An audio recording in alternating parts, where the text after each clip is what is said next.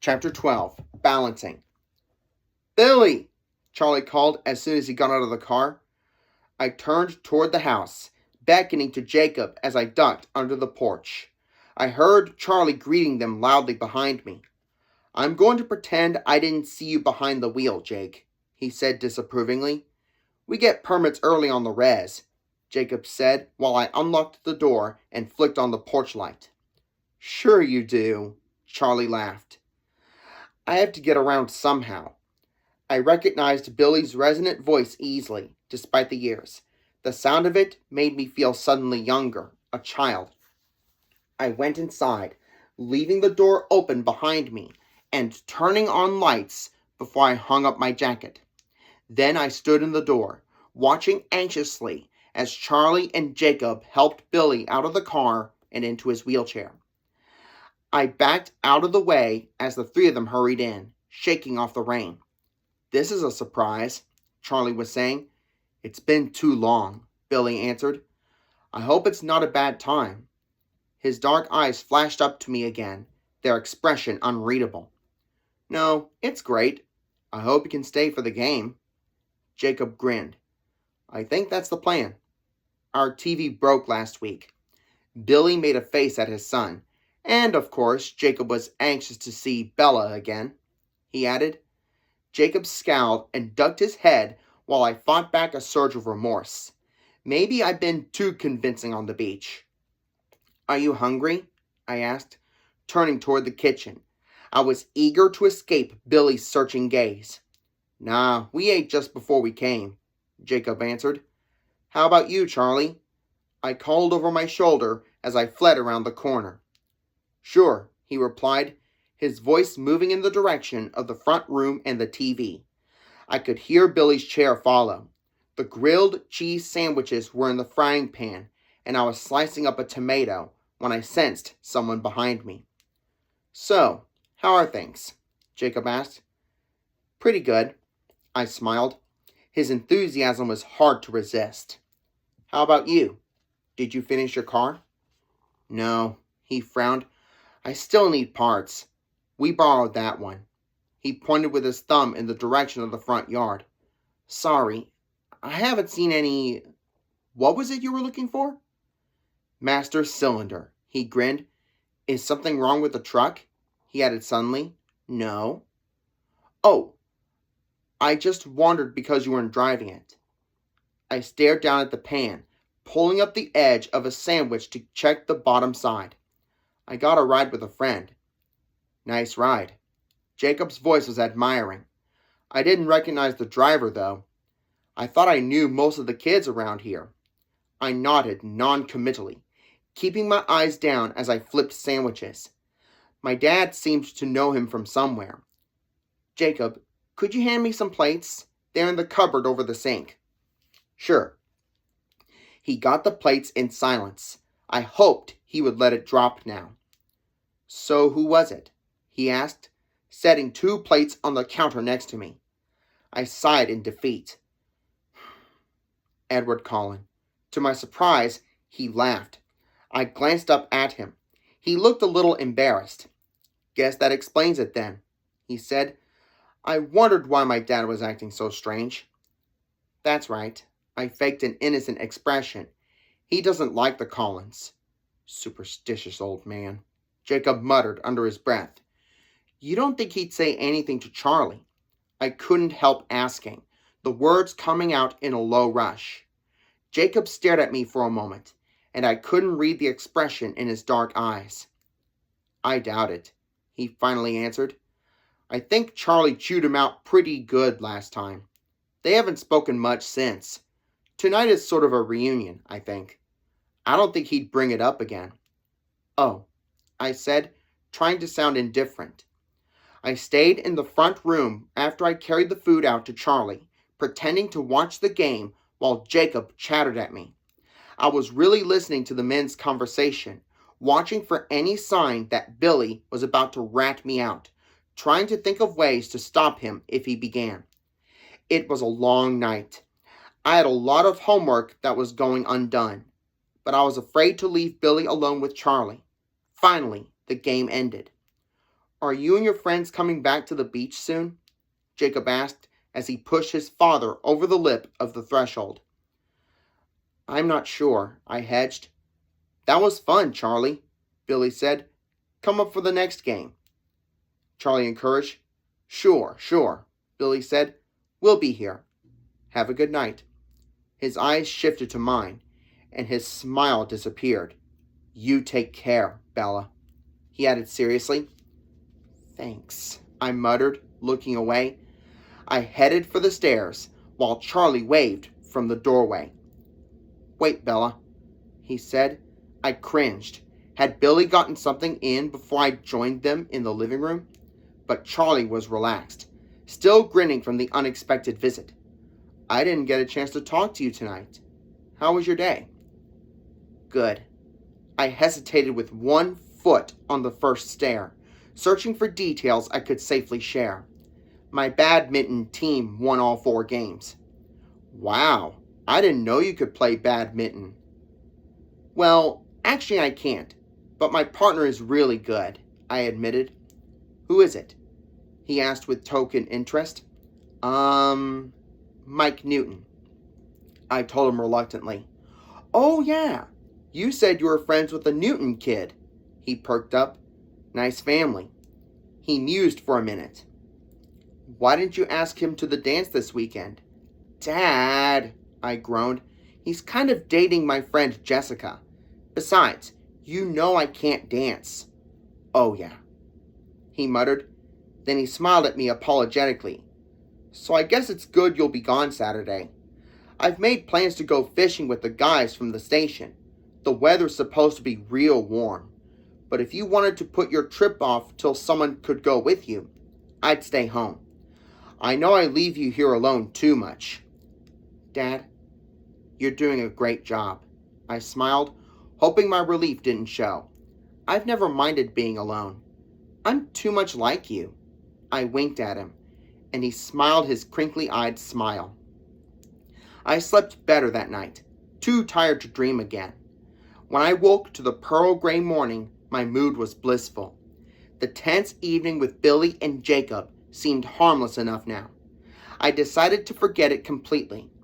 I caught myself whistling while I was pulling the front part of my hair back into a barrette. And later again, as I skipped down the stairs, Charlie noticed.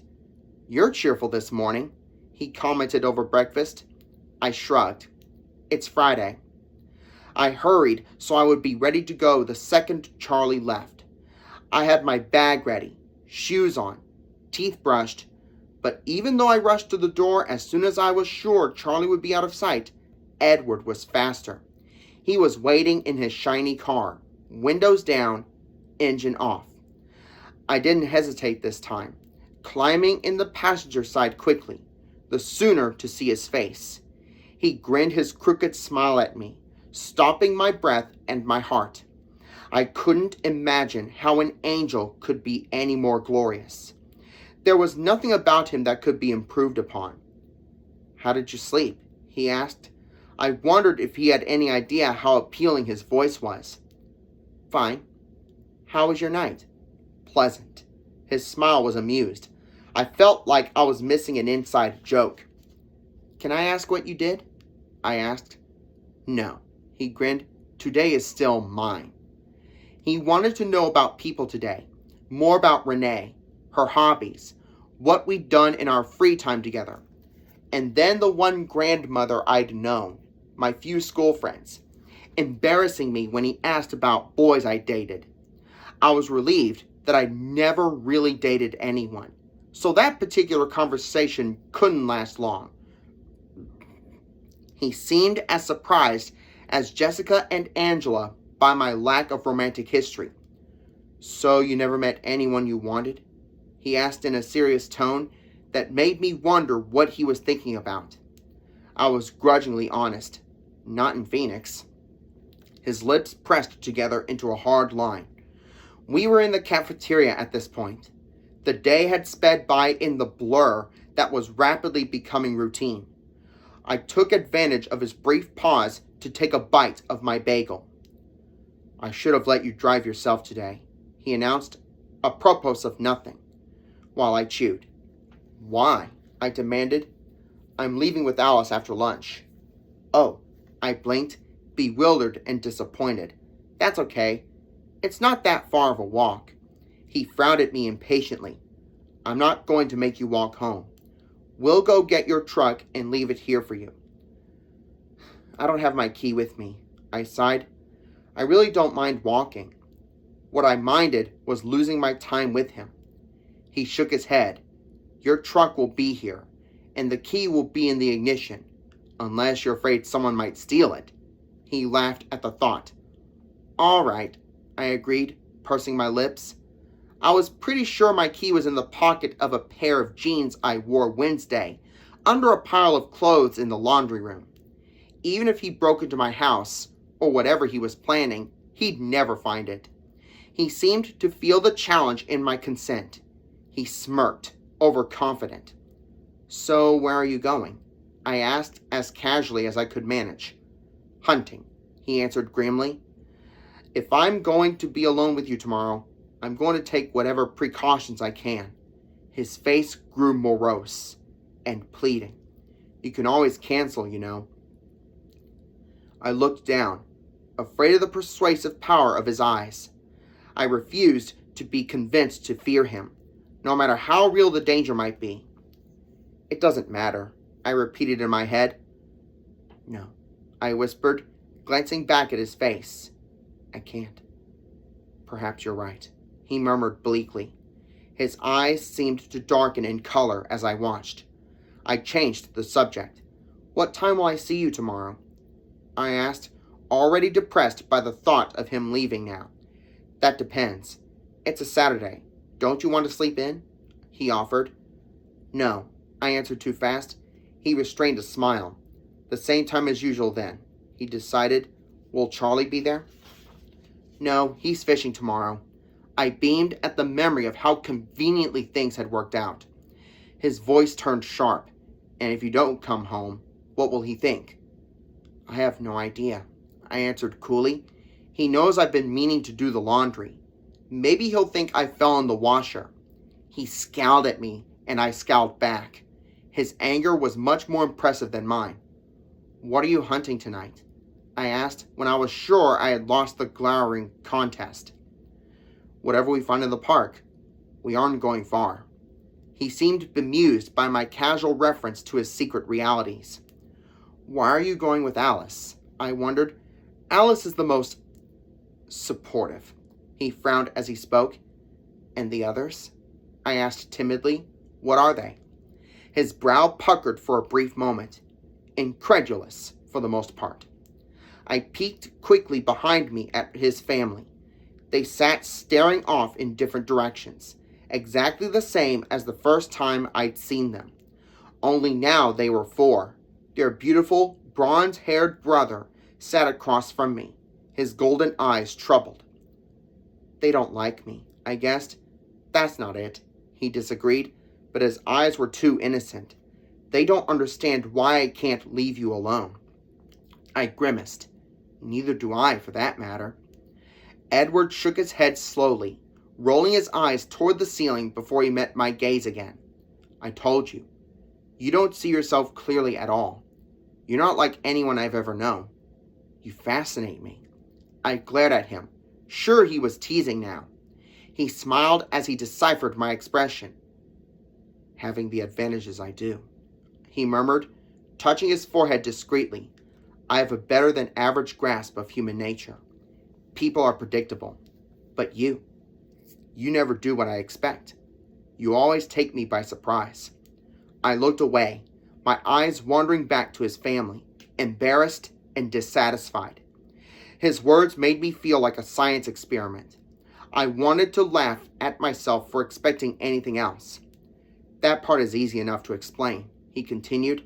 I felt his eyes on my face, but I couldn't look at him yet, afraid he might read the chagrin in my eyes. But there's more, and it's not so easy to put into words.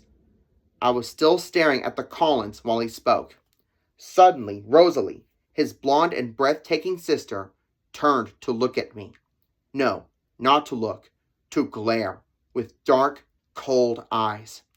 I wanted to look away, but her gaze held me until Edward broke off mid-sentence and made an angry noise under his breath.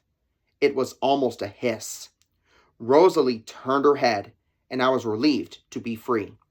I looked back at Edward, and I knew he could see the confusion and fear that widened my eyes.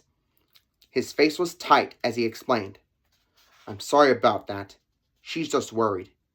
You see, it's dangerous for more than just me if, after spending so much time with you so publicly," he looked down, if this ends badly. He dropped his head into his hands as he had that night in Port Angeles. His anguish was plain.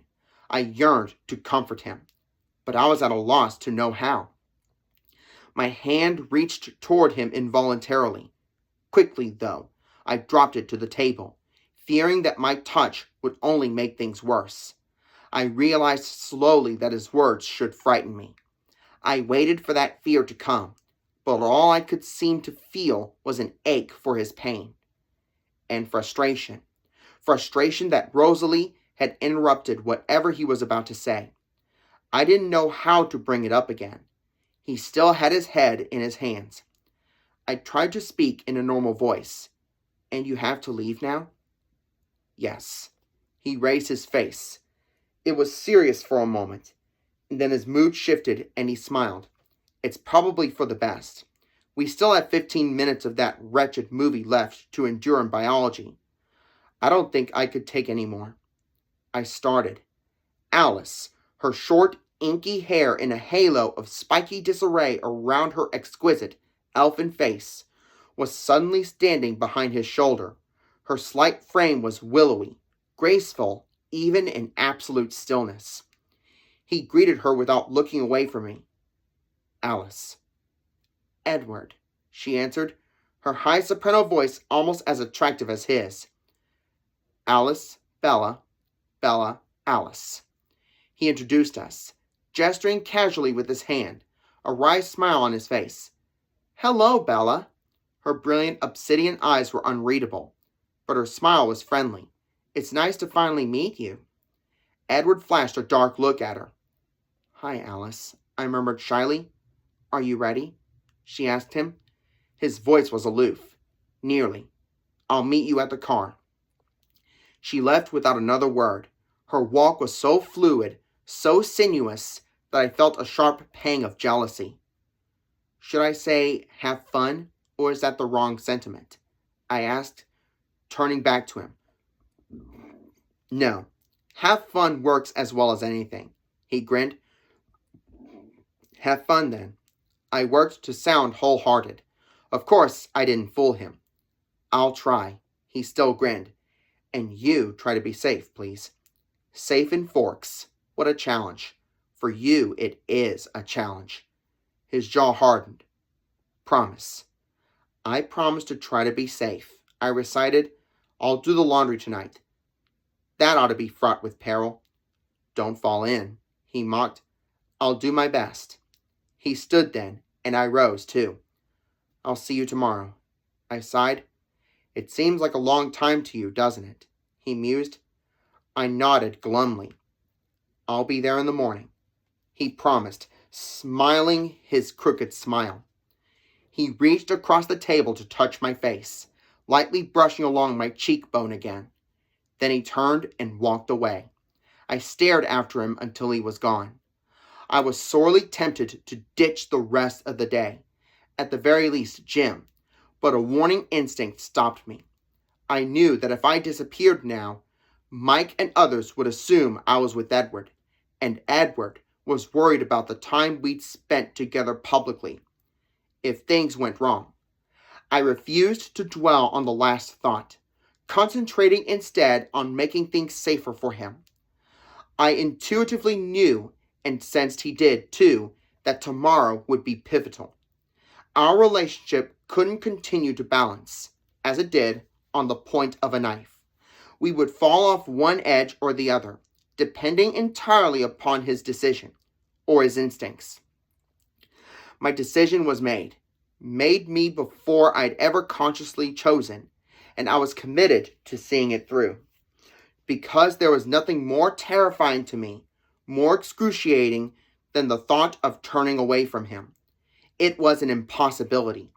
I went to class, feeling dutiful. I couldn't honestly say what happened in biology. My mind was too preoccupied with thoughts of tomorrow.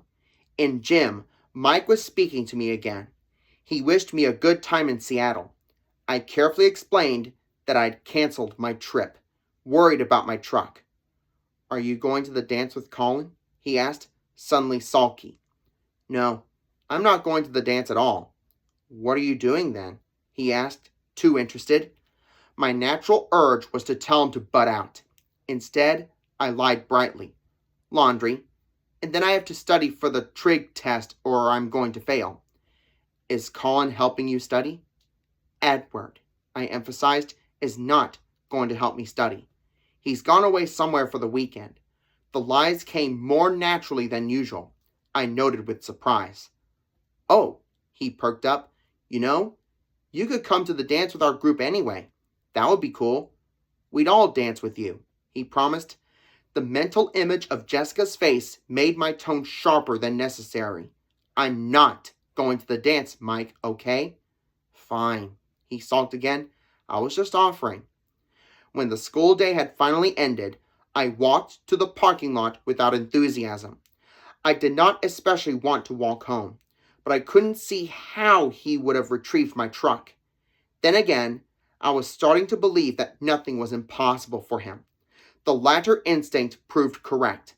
My truck sat in the same space he'd parked his Volvo in this morning. I shook my head, incredulous, as I opened the unlocked door and saw the key in the ignition. There was a piece of white paper folded on my seat. I got in and closed the door before I unfolded it. 2 words were written in his elegant script: "Be safe." The sound of the truck roaring to life frightened me. I laughed at myself. When I got home, the handle of the door was locked, the deadbolt unlocked, just as I'd left it this morning. Inside, I went straight to the laundry room. It looked just the same as I'd left it, too. I dug for my jeans and, after finding them, checked the pockets. Empty. Maybe I'd hung my key up after all, I thought, shaking my head. Following the same instinct that had prompted me to lie to Mike, I called Jessica on the pretense of wishing her luck at the dance. When she offered the same wish for my day with Edward, I told her about the cancellation. She was more disappointed than really necessary for a third-party observer to be. I said goodbye quickly after that. Charlie was absent-minded at dinner, worried over something at work, I guessed. Or maybe a basketball game. Or maybe he was just really enjoying the lasagna. It was hard to tell with Charlie. "You know, Dad," I began, breaking into his reverie. "What's that, Belle?" "I think you're right about Seattle. I think I'll wait until Jessica or someone else can go with me." "Oh?" he said, surprised. "Oh, okay. So, do you want me to stay home?" "No, Dad, don't change your plans. I've got a million things to do. Homework, laundry. I need to go to the library and the grocery store. I'll be in and out all day. You go and have fun." "Are you sure?" "Absolutely, Dad. Besides, the freezer is getting dangerously low on fish. We're down to a 2, maybe 3-year supply." "You're sure easy to live with, Bella," he smiled. "I could say the same thing about you," I said, laughing. The sound of my laughter was off, but he didn't seem to notice. I felt so guilty for deceiving him that I almost took Edward's advice and told him where I would be. Almost. After dinner, I folded clothes and moved another load through the dryer. Unfortunately, it was the kind of job that only keeps hands busy. My mind definitely had too much free time, and it was getting out of control. I fluctuated between anticipation so intense that it was very nearly pain, and an insidious fear that picked at my resolve. I had to keep reminding myself that I'd made my choice, and I wasn't going back on it. I pulled his note out of my pocket much more often than necessary to absorb the 2 small words he'd written. He wants me to be safe, I told myself again and again. I would just hold on to the faith that, in the end, that desire would win out over the others. And what was my other choice? To cut him out of my life? Intolerable. Besides, since I'd come to Forks, it really seemed like my life was about him.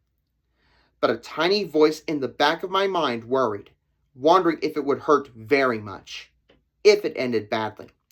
I was relieved when it was late enough to be acceptable for bedtime.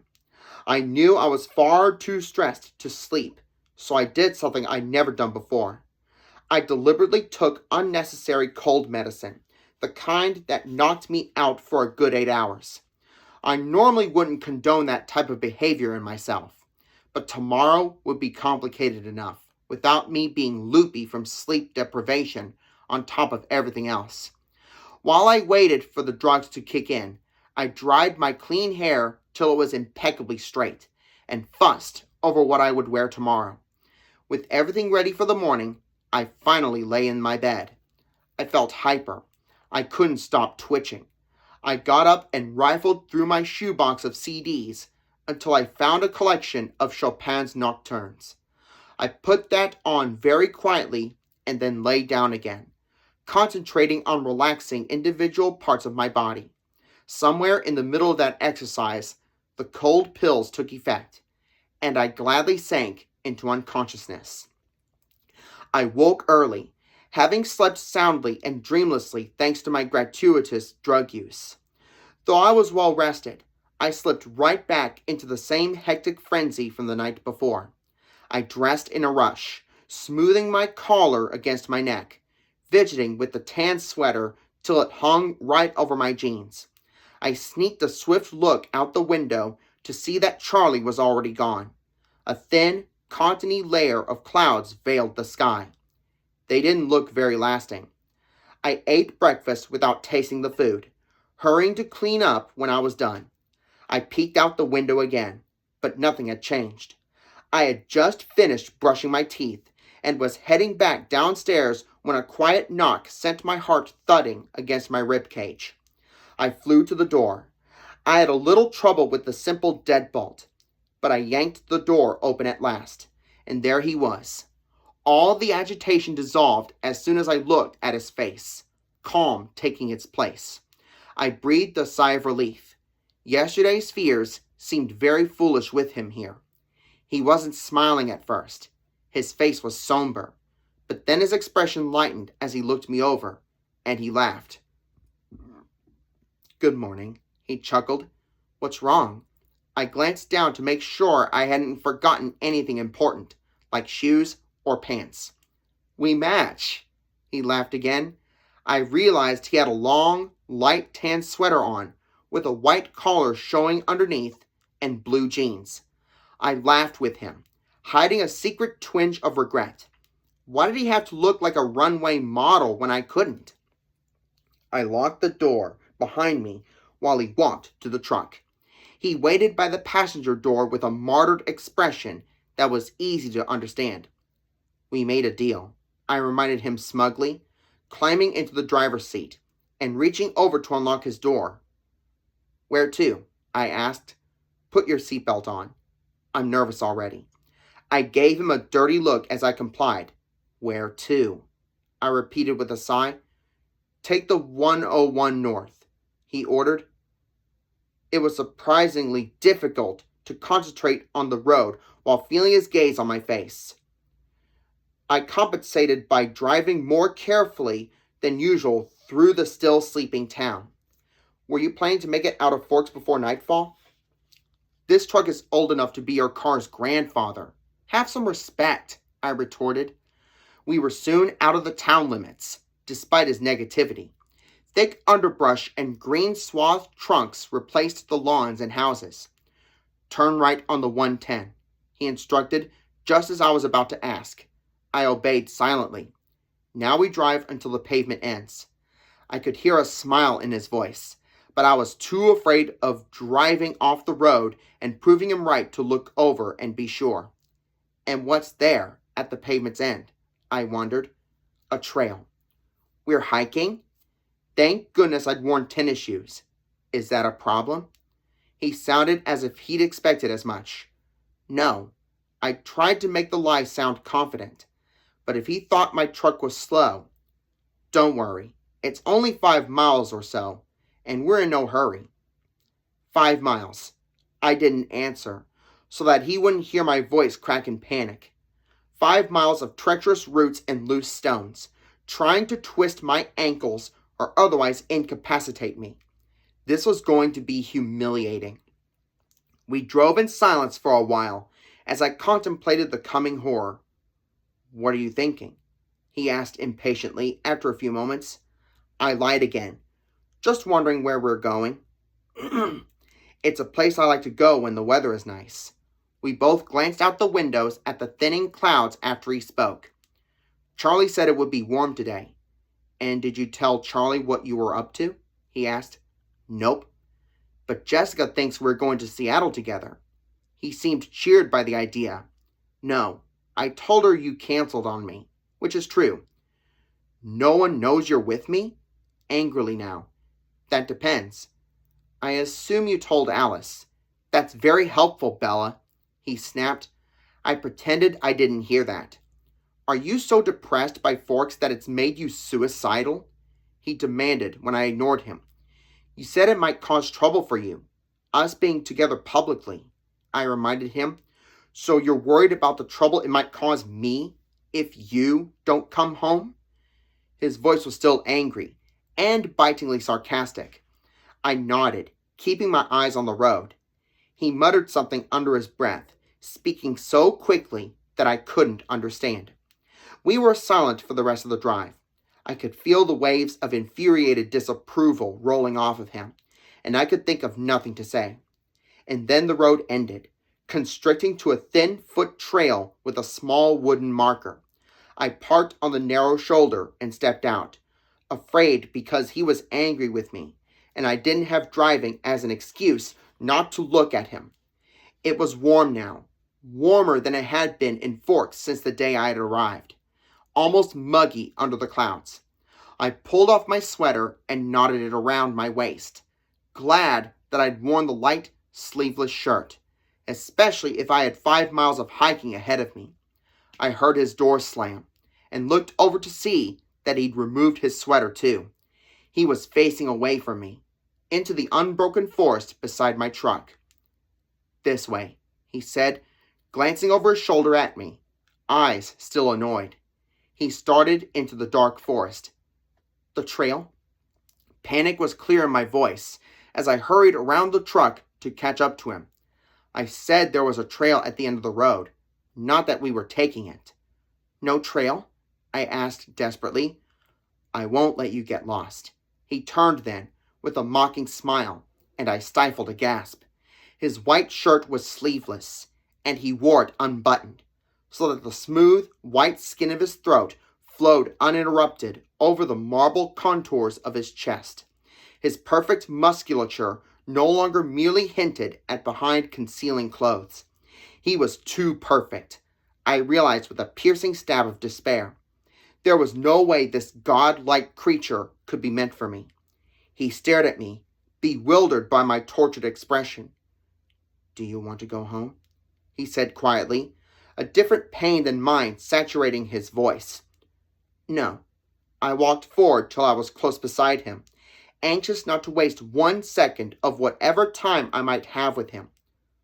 What's wrong? He asked, his voice gentle. I'm not a good hiker, I answered dully. You'll have to be very patient. I can be patient, if I make a great effort. He smiled, holding my glance, trying to lift me out of my sudden, unexplained dejection. I tried to smile back, but the smile was unconvincing. He scrutinized my face. I'll take you home, he promised. I couldn't tell if the promise was unconditional or restricted to an immediate departure. I knew he thought it was fear that upset me, and I was grateful again that I was the one person whose mind he couldn't hear. If you want me to hack 5 miles through the jungle before sundown, you better start leading the way, I said acidly. He frowned at me, struggling to understand my tone and expression. He gave up after a moment and led the way into the forest. It wasn't as hard as I had feared. The way was mostly flat, and he held the damp ferns and webs of moss aside for me. When his straight path took us over fallen trees or boulders, he would help me, lifting me by the elbow and then releasing me instantly when I was clear.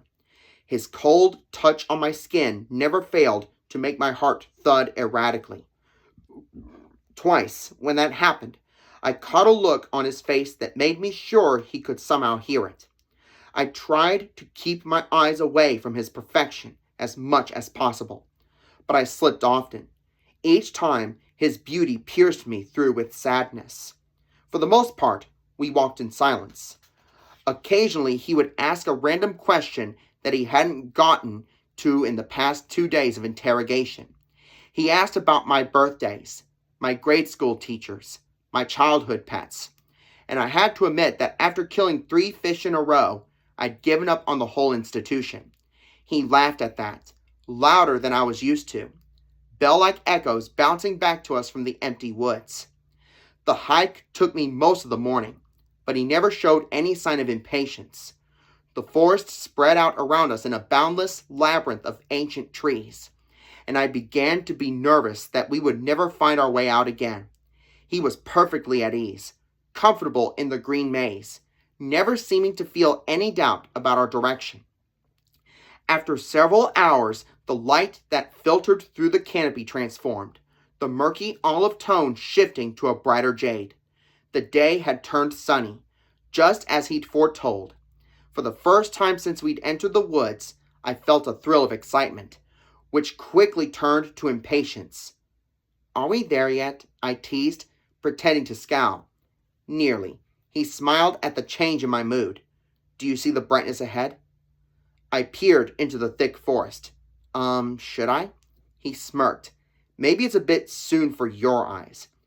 "Time to visit the optometrist," I muttered. His smirk grew more pronounced.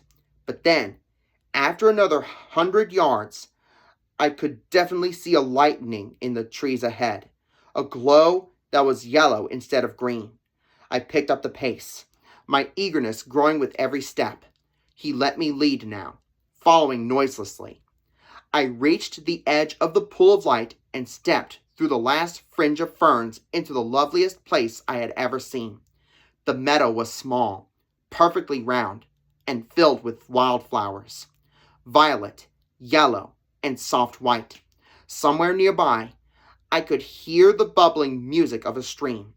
The sun was directly overhead, filling the circle with a haze of buttery sunshine. I walked slowly, awestruck, through the soft grass, swaying flowers, and warm, gilded air. I halfway turned, wanting to share this with him, but he wasn't behind me where I thought he'd be. I spun around, searching for him with sudden alarm. Finally, I spotted him, still under the dense shade of the canopy at the edge of the hollow, watching me with cautious eyes. Only then did I remember what the beauty of the meadow had driven from my mind. The enigma of Edward and the sun, which he promised to illustrate for me today. I took a step back toward him, my eyes alight with curiosity. His eyes were wary, reluctant. I smiled encouragingly and beckoned to him with my hand, taking another step back to him. He held up a hand in warning, and I hesitated, rocking back onto my heels. Edward seemed to take a deep breath, and then he stepped out into the bright glow of the midday sun.